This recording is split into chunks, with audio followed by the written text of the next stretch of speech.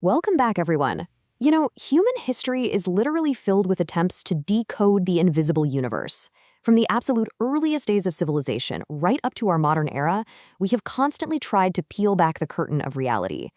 Today's explainer is a deep dive into exactly how different cultures across time have mapped out the unknown, searching for answers to the deepest mysteries of existence. I want you to take just a second to ponder our universal human desire for certainty. We all want to know what tomorrow brings, right? Can we actually know the hidden future? It is absolutely fascinating to see how different cultures throughout history didn't just ask this question. They went ahead and built massive, highly complex frameworks to try and answer it. They constructed entirely new ways of seeing the world. So, to really understand these frameworks, we need a solid baseline. Let's define divination. Simply put, it's the age-old prophetic art of discovering the future or uncovering the hidden will of the gods. And this brilliantly illustrates the core theme of our explainer today. This basic human impulse to map the invisible is like a single thread tying together some seemingly totally disparate global practices over thousands of years. Okay, here is our roadmap for today. We are going to start with Roman augury, then move east to the Chinese zodiac, jump over to 16th century France with Nostradamus, and finally chart the rise of occultism in the 19th century. Let's dive in. Section 1. Augury and Natural Signs in Ancient Rome. So official Roman augurs didn't just casually foretell the future, they were actually a formal part of the government. Their constitutional function was to discover if the gods approved of political or military actions. And they categorized omens very specifically into deliberate versus casual signs. Deliberate signs were things they actively watched for, like lightning, thunder, or even the pecking behavior of sacred chickens. Casual signs, on the other hand, were mundane, unexpected things. Think about accidentally spilling salt, sneezing, stumbling, or suddenly spotting an animal sacred to the gods, like Apollo's wolf or Minerva's owl. Now, we know so much about this because of the Roman statesman Cicero. His text, De Divinatione, written around 44 BC, is absolutely our best source on ancient divinatory practices. It's really interesting because both Cicero and the Greek philosopher Plato made a very clear distinction between two things: augury that can be taught as a skill, and augury that is divinely inspired through a sort of ecstatic trance. And they definitely didn't stop at birds and weather. Ancient people looked at literally everything to find hidden answers. This gave rise to an incredible variety of practices we call the mancies. There was aeromancy for the atmosphere, claromancy using dice or lots, pyromancy for reading fire and smoke. They even used scapulomancy, which is reading animal shoulder blades, and haruspicy, examining the entrails of sacrificed animals. Specifically, they looked at livers in a practice called hepatoscopy, because the liver was considered the seat of life. And this impulse for sure wasn't just Western. Over in China, for millennia, people sought counsel using the I Ching, or Book of Changes, tossing yarrow stalks to create predictive hexagrams. All right, moving on to Section 2, the Chinese zodiac, or Shangshao. This system maps 12 earthly branches to animal symbolism, and it operates on a lunar calendar where a new zodiac animal takes over right at the Chinese New Year. But how exactly were these 12 animals chosen? Well, legend says the Jade Emperor, or in some versions the Buddha, initiated a great race across a river to determine the zodiac order. The rat used its smarts to hitch a ride on the ox, literally jumping off at the last second to claim first place. The dragon, who could fly and easily win, arrived fifth because he took a heroic detour to save villagers from a fire. The snake startled the horse to sneak ahead, the poor cat was forgotten by the rat and missed out entirely, and the pig arrived dead last simply because he stopped to eat and rest. Now, while these origins trace back centuries, neighboring countries adopted and brilliantly adapted this myth. For example, in parts of Thailand, they utilize the naga, which is a mythical serpent, instead of the dragon, and they use the elephant instead of the pig. Japan uses the boar, and Vietnam replaces several animals, finally giving the cat its rightful place in the calendar. Zooming out a bit, beyond just the animals, this system has an incredible amount of depth. Ancient Chinese cosmology actually intersects the 12 zodiac signs with the wuxing, which are the 5 basic elements: earth, wood, metal, fire, and water. These cycles explain change in the cosmos. When you combine them, you yield highly specific predictive combinations, like the wood snake or the metal monkey.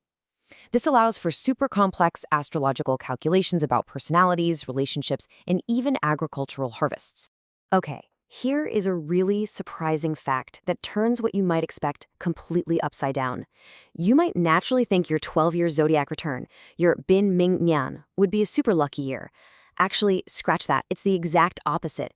It's considered unlucky because you are in a state of fan tai sui, meaning you are clashing with the celestial deity guarding that specific year. To curb this bad luck, people have to take talismanic precautions. They might wear red or carry a special amulet featuring a winged lion known as a picu. Section 3. Nostradamus and Cryptic Prophecies. Our story here centers on a physician turned seer who became highly sought after by French royalty in the 16th century. He was even invited to court by Queen Catherine de' Medici. The pivotal year for Nostradamus was 1555. That was the year he published Centuries, which is this massive collection of prophecies written in super cryptic, rhyming 4-line verses called quatrains, grouped by the hundreds. And that brings us to the great debate. On one side of the coin, you have those who revere him as a genuine prophet. They point to seemingly accurate predictions of huge historical events like the death of Henry II, the French Revolution, the rise of Napoleon, Hitler, and even the 9/11 attacks.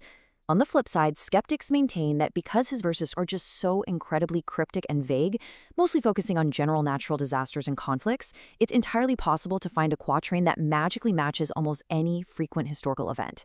Now, we aren't here to take a side on this, but rather to highlight how his work continues to spark really intense debate about our human ability to foresee the future. Section 4. The Rise of Occultism and the 19th Century Revival.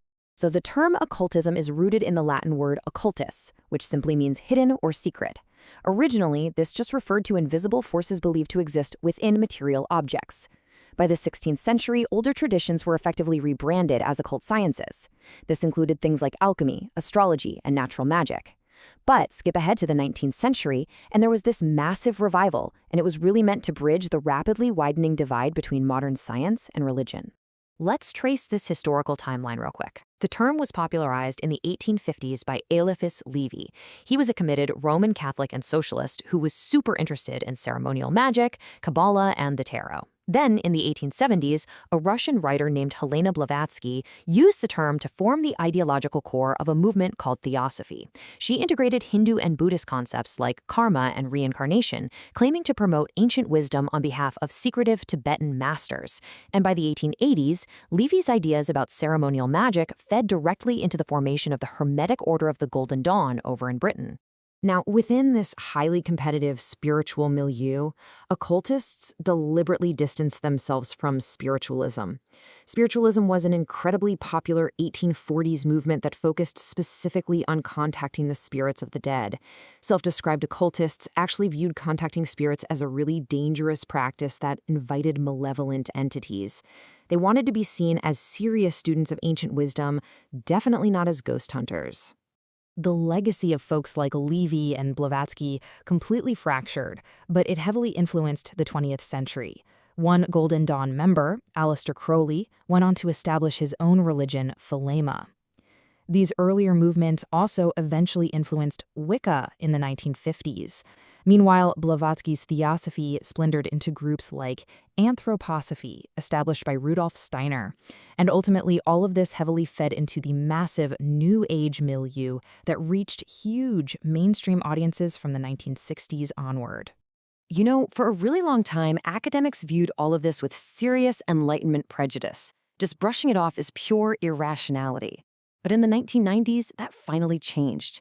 And this brilliantly illustrates our entire journey today. Dutch historian Wouter J. Hanegraaff defined occultism as Western esoteric traditions attempting to, quote, come to terms with a disenchanted world. It was humanity's earnest, genuine attempt to find magic, meaning, and connection in a secularizing society where science was quickly becoming the dominant method for explaining the world. From Roman politicians nervously watching the skies, to the vivid, colorful legends of the Chinese zodiac, to Nostradamus' cryptic rhymes and that whole 19th century occult revival, our species absolutely refuses to accept that what we see is all there is. So, I want to leave you with this final thought to ponder. In our relentlessly modern, scientific age, how do you make sense of the hidden forces around you? Are we still just searching for a little magic in a disenchanted world? Thank you so much for joining me on this explainer. Keep learning, and I'll see you next time.